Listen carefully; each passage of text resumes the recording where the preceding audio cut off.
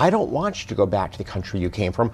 I want you to grow roots here and to make a difference in our country, to help build businesses, support our communities, participate in our country as immigrants have for now almost 2.5 centuries. You know, I think the reason I'm asking so much about higher education is it's because one of the ways that people have found mobility in this country. It's been part of the American dream. Is that still alive and well? Or do you see more risks to it today than you might have even 5-10 years ago? Look, I think we always need to protect the on-ramps to the American dream.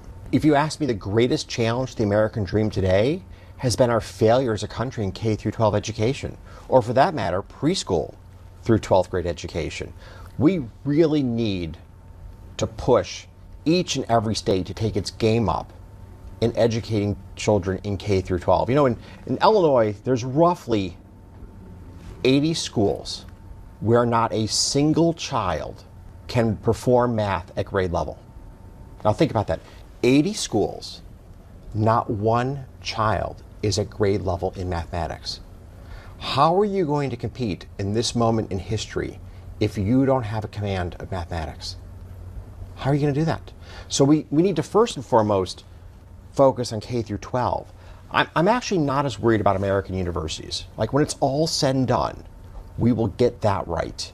But K through 12 is the principal on-ramp to the American dream, and that's where we need to focus as a country. There's a clear frustration across America on how these opportunities have been distributed. And one way that seems to play out is a distaste for immigration, that we should take care of the people that are already here before we try to take care of others. Would you agree with that? Let's look at the K through 12 education point for a moment, all right?